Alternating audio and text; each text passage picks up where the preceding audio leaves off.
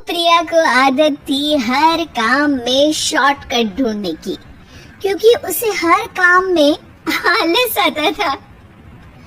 अरे यार, दूध गरम कर दो ना।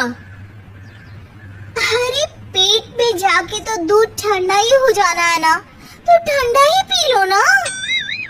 अरे तुम मेरा सर गरम मत करो यार। अच्छा है, सर गरम हो जाए तो सर पे दूध रख लेना, वो भी गरम हो जाएगा। एक बात बताओ, तुम इतनी आलसी क्यों हो? अरे बोलो ना, इतनी आलसी क्यों हो? प्रिया जवाब दो।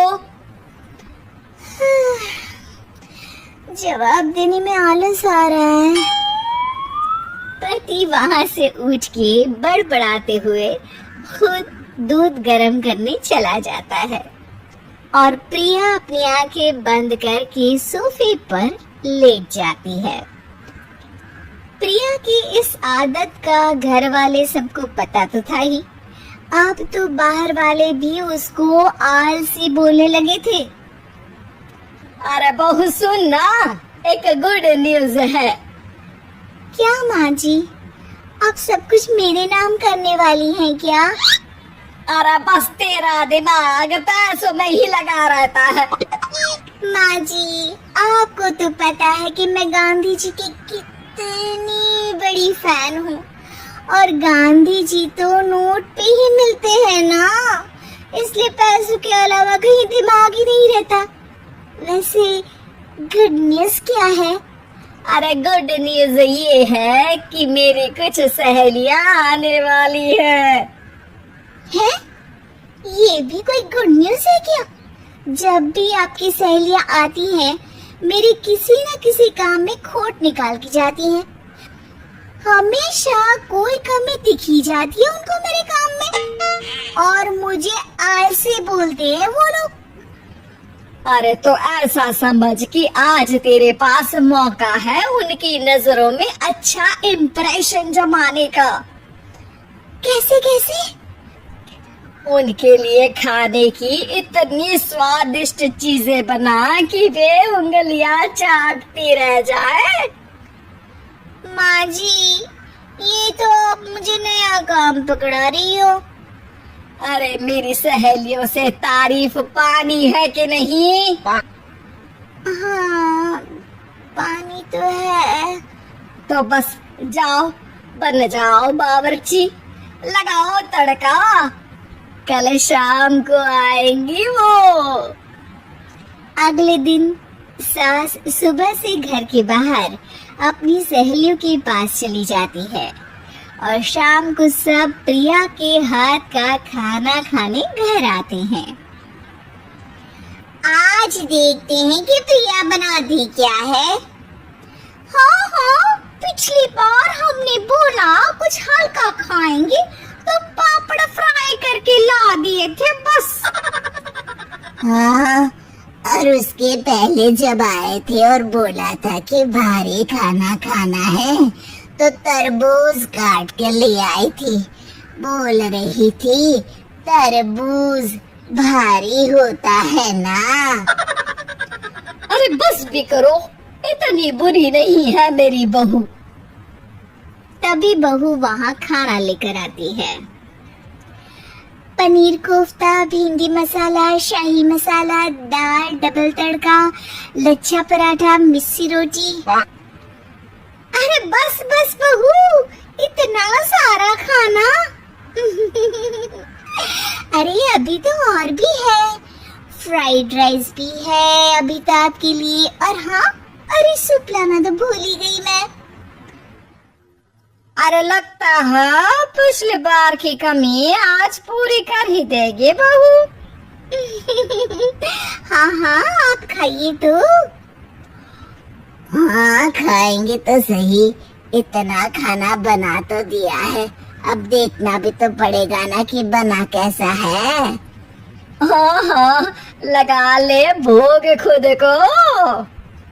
खाना चखते ही तीनों सहेलियां प्रिया की वाहवाही करने लगती है। अरे शानदार, जबरदस्त, जिंदाबाद, मजे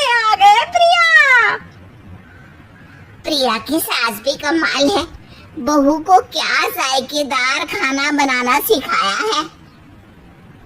अरे मान गए भाई, इतना अच्छा खाना तो हम में से किसी की बहू नहीं बनाती। हम भी नहीं बनाते, झूठ क्यों बोले। अरे बस करो, खाने पे ध्यान दो। बोलती ही रहोगी तो खाओगी कब। ये लो, थोड़ा पनीर और ले लो।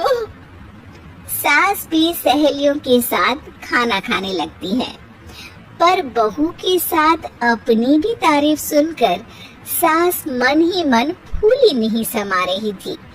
प्रिया ने बड़ी खुशी से सबको खाना परोसा और सब ने झट से खाना खत्म भी कर दिया। राधे राधे, मजा आ गया। और थक गई खाना खाते खाते, अब बस बिस्तर लग जाए मेरा। अब तो जब भी मेरे घर मेहमान आएंगे, प्रिया को ले जाया करूंगी खाना बनाने के लिए। मेहमान भी खुश हो जाएंगे। सास खुश है कि प्रिया की इमेज अपनी सहेलियों के सामने काफी सुधर गई है। प्रिया खाने के बर्तन समेटती है। इतने में तीनों सहेलियां हाथ धोने किचन में चली जाती है। तभी एक सहेली देखती है कि किचन स्टैंड पर कागज पड़ा हुआ है। वो सोचती है कि कागज को डस्टबिन में डाल दे। जैसे ही वो उसे उठाती है तो देखती ही रह जाती है। दरअसल वो एक बिल है जिसमें वो सारी चीजें लिखी है जो उन्होंने अभी अभी खाई है। वो चुपचाप बिल उठाकर बाहर आ जाती है और उसके पीछे बाकी दो सहेलियां भी आती हैं। प्रिया, खाना अच्छा बनाया था। सच कहूँ तो बहुत अच्छा बनाया था। थैंक यू, बहुत अच्छा लगा सुन के। हाँ, पर जिसने बनाया वो इतनी तारीफ सुनता तो उसे और भी अच्छा लगता। क्या मतलब? ये बिल देखो, तुम्हारी बहू ने ऑनलाइन ऑर्डर किया था खाना। अरे तारीख तो आज की ही है ना? हाँ, आज की ही है। प्रिया, ये सब सही है क्या? प्रिया अपना सर झुका लेती है। सास सब समझ जाती है कि बहू की चोरी पकड़ी गई है। इतना भी आलस अच्छा नहीं प्रिया। अरे बता ही देती कि बाहर का खाना है। मैं बाहर का खाना खाती नहीं हूँ।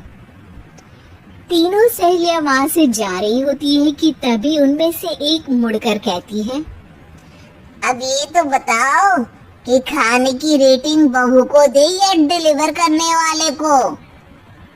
प्रिया समझ जाती है कि शॉर्टकट लेने की वजह से उसके साथ सास को भी ये बेइज्जती झेलनी पड़ी और वो कसम खाती है कि अब से शॉर्टकट से नहीं, मेहनत से काम करेगी।